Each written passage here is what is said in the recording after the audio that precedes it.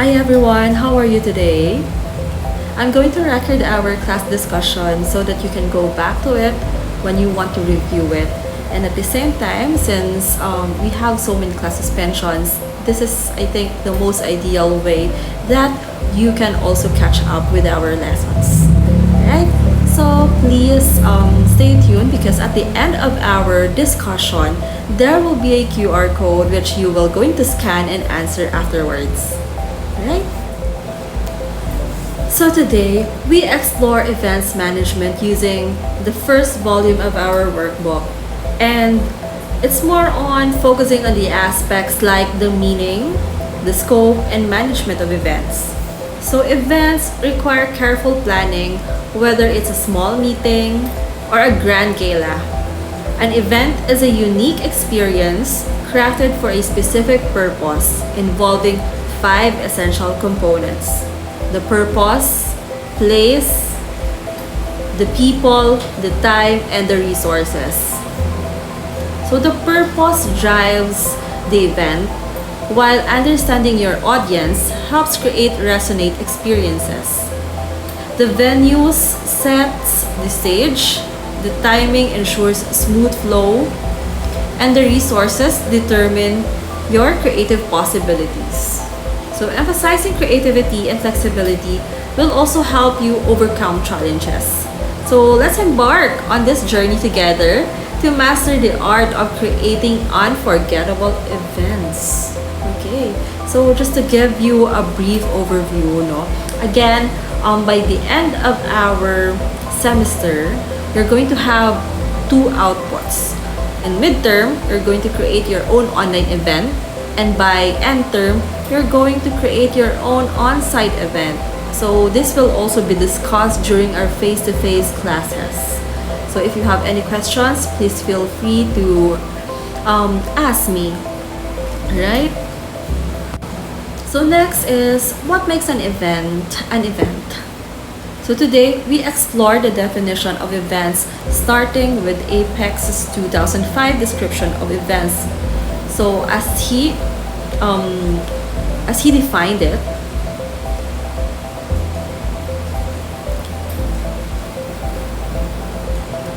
okay, so Apex 2005 description of events means as organized occasions like meetings, exhibitions, I mean. While according to Goldblatt, in 2005, he defines them as unique moments in time, celebrated with purpose, while according to Bowden, he refers to the events as planned rituals or celebrations marking significant occasions. So each perspective highlights the meaningful nature of events, whether personal, professional, or communal, leading us to discuss the components of a special event.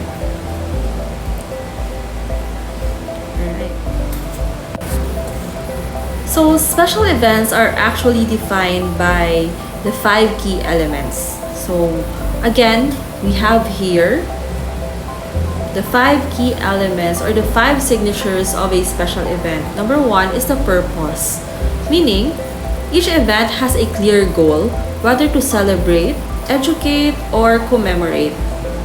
And second, we have here the people, meaning the participants create energy and connection contributing to the event's success. And third is the place, which means that the chosen location enhances the event's significance and impact. While the fourth, the time, again, this is more on the specific start and end times, generate anticipation and closure. So remember, when you are creating an event, there is always a beginning and an end. Right. Next, we have here the resources. So when we talk about the resources, what again comes into your mind, right? I think it's about money. Well, resources means a lot when it comes to the significance of financial, human, or material resources because they are necessary for your successful planning.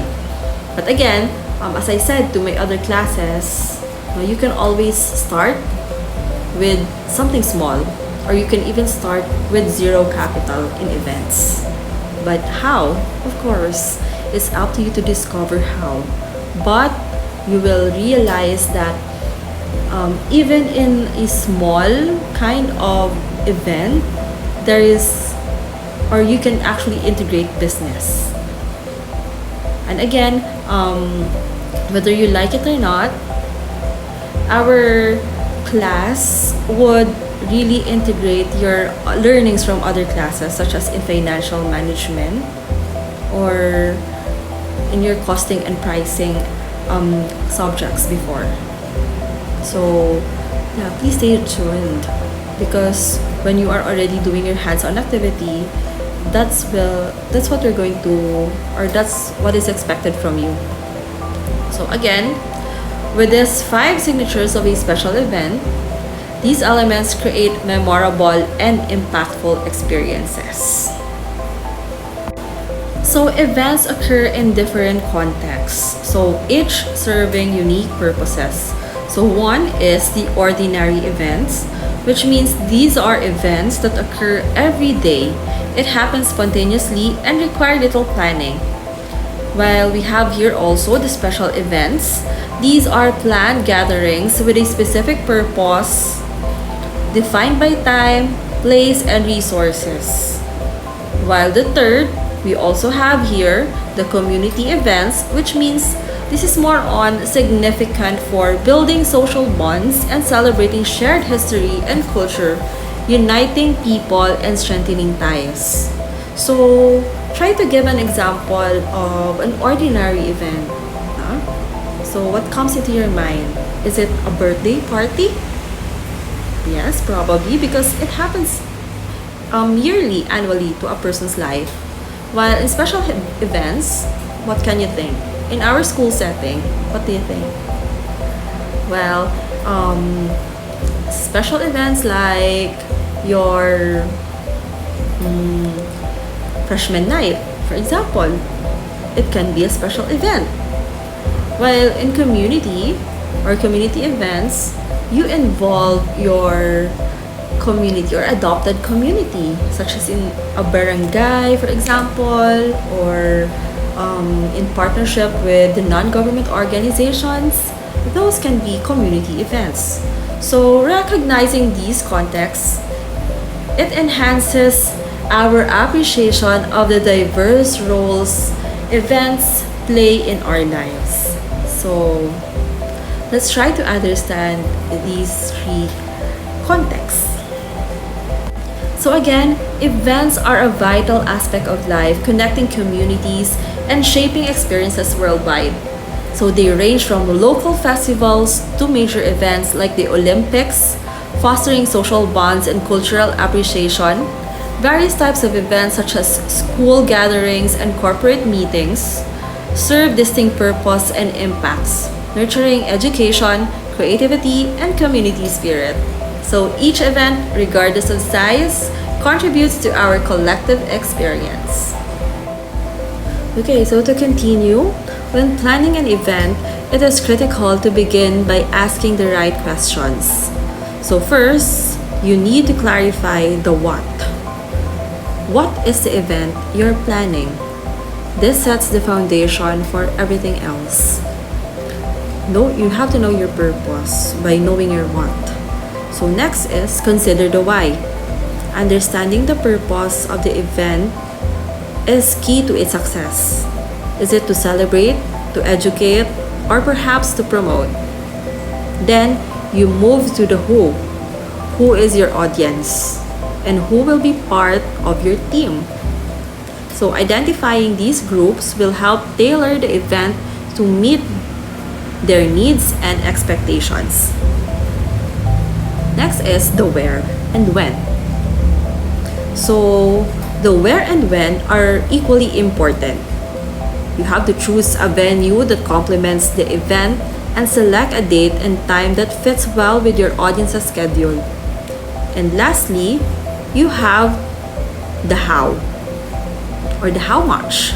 So estimating the expected cost is essential for keeping the event financially viable. So by addressing these questions thoroughly, you lay a strong groundwork for a successful event. So again, we have here the 5 W's and an H. Again, what are the 5 W's and H? It is the what, the why, the who, the where, the when, and how much. So managing an event like a project is key to success. You have to start by understanding the brand and audience to align the event with your organizational values. Next is you have to develop a creative concept and set actionable objectives. You have to coordinate logistics and technical details to ensure smooth execution. And finally, you have to evaluate the event to learn and improve for future ones. So using project management principles connects strategy to delivery, enhancing the overall experience for attendees. So a structured approach ensures every detail contributes to an unforgettable event. So whether it's an online event or even your on-site event. So again, it is the same principle that you are going to follow. So events management is also like a project management. So moving forward, we also explore the 5 C's of event management and guiding you from idea inception to event execution. So what are these 5 C's? So number 1, it is more on conceptualizing. So this is the first step that you're going to do also, which is more on conceptualizing. So merging creativity and strategy to form a coherent vision. So you have to visualize, you have to ideate, you have to brainstorm. This is on the conceptualizing part. The next is the costing. So again, costing.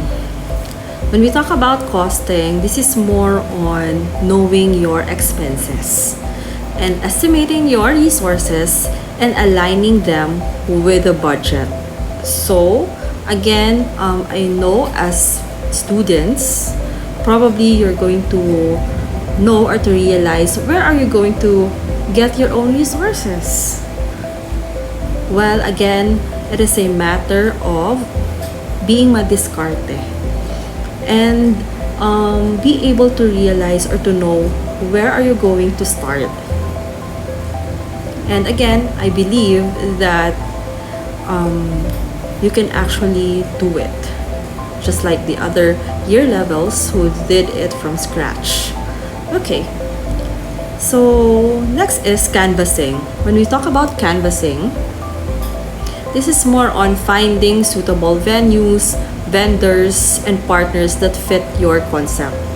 So when you canvass, you actually do or you look for suppliers, at least 3 suppliers, and try to look for the best price in the market. So let's move forward to customizing. When we talk about customizing, this is more on tailoring your event elements to meet your audience needs for a unique experience. So like for example, if there is a need for you to change the venue because no one will go to the venue because it's too far away from the audience's wants and needs, then we really have to customize it prior to the event itself. On the other hand, when we talk also about customizing, if you happen to have an event ticket and your audiences are coming from low income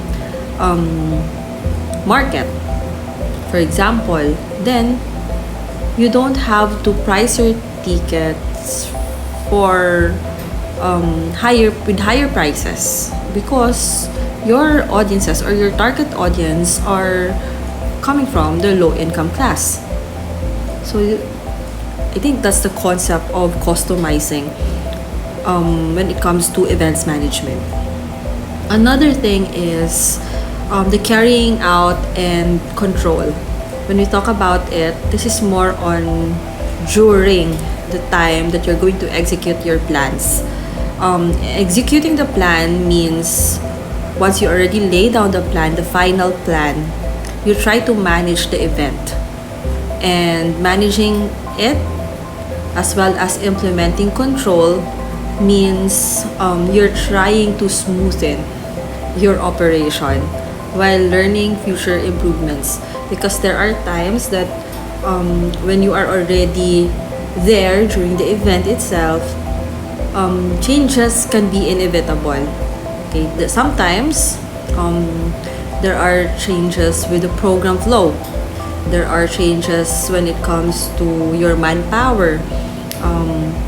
Your teammates might not be understanding each other. So, whether you like it or not, as long as the plans were already approved and you have to implement it, then you have to implement it in quality. Assure that you're going to implement a quality event because in terms of quality, your audiences will look at it. Your attendees will look at it. And your success will be determined by the quality of the event that you implemented. And a successful ones will entail audience satisfaction, or in terms of business, there is profitability when it comes to your event. So, with regards to all the 5 C's from idea to control, each stage links seamlessly in creating a cycle of continuous improvement.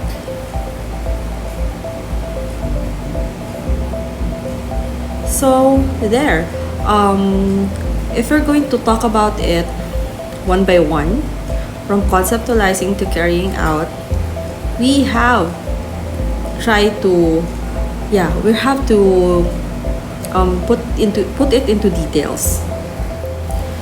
So moving forward, let's turn purpose into direction.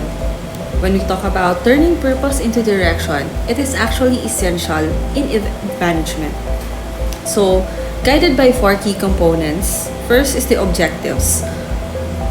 When we talk about the objectives, this one defines the event's core purpose and goals to guide planning and measure success. Next is the audience and venue. So, understand your audience to tailor the experience and choose a venue that enhances it.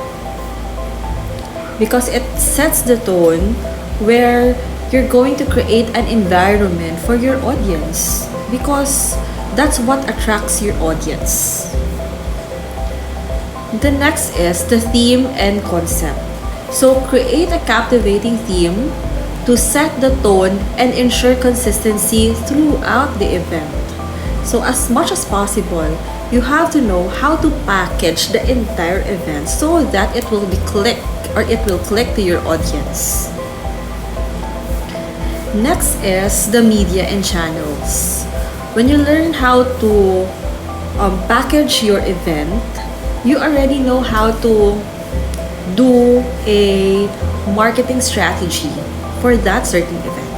You have to know the branding, and again, you have to know your media and channels. This is where you utilize effective communication channels for outreach before, during, and after the event, because this is how you're going to communicate with the people who's going to see your event, whether it's online or on-site. Right. Another is aligning all decisions with these objectives transforms an ordinary gathering into a meaningful experience. So, this is how you're going to carry it through. Next is effectively budgeting for events is vital to cover known expenses and unforeseen challenges. So, a comprehensive budget should include estimates, funding sources, risk coverage, and contingencies. So, key budgeting areas are, for example, we have here the venue and operations, which will cover your logistics from venue rental to operational costs if it exists. So, when it comes to logistics, like for example, if your venue is away from where you gather or where you store your resources, that means you have or you need to have a transportation for that. And you also need to know what are um, the things that you need to rent to operate your entire event, if it's applicable to you. Number two is the program and talent. So you have to allocate funds for it also, because if you have performers, talented performers, they will really look for a talent fee for that or for a professional fee. But then, as much as possible, before you're going to propose your plans, you have to include it already in your budget so that you'll be able to know, or we have to allocate already the exact budget that you need for that. Okay. Another thing is, aside from the performers, you might also need speakers. I mean, the speakers who's going to speak in front if it's going to be a formal activity or formal event, whether it's online or offsite or on-site, I mean. Alright. Another thing is we have to allocate budget for marketing, budget for promotions and advertisements. So whether you're trying to put an ad on a television or on social media or in radio stations, then you have to allocate for a budget for that. When it comes to a contingency, the contingency means this is an extra budget. So you set aside funds for unexpected costs. So like for example, you had an emergency to look for another talent, but you did not put it in your specific expenses. So sometimes people get the budget in their contingency fund. So like for example, here we have here two example packages, and package A cost at 180,000 or 1,800 per head, and package B at 220,000 or 1,470 per head. So this illustrates how are you going to package your entire event in terms of the expenses versus the audiences who's going to attend it. And every audience will cost something, or a per ticket, for example, that means it's per head. So this illustrate pricing strategies and highlight the need for adaptable budgeting based on event scale and market conditions. So again, you also have to know who's your market. So we have also here the meaning of canvassing. So canvassing means continuous networking and advertising, and it is essential for raising funds and securing sponsorships to enhance visibility before the event. So if you happen to look for suppliers, probably they can also become your sponsors. And in terms of customization, we focus on client satisfaction by tailoring the event to meet unique needs, incorporating creativity and current trends for a memorable experience. So for example, again, you are having a formal event such as a seminar or symposium, and there is a need of meals also because you are trying to gather people from different locations or cities, and you need to provide food for them. So some of them, or some of your audiences or your attendees, might have allergies to food. So you have to customize the food, whether you're going to serve meat or you're going to serve seafood, for example, then you have to do so to satisfy their needs. Again, by prioritizing these aspects, you can create an impactful and unforgettable event. So carrying on, again, we have here in terms of delivering, monitoring, and controlling and concluding the event. Of course, again, from the very beginning until the end, you have to monitor your event.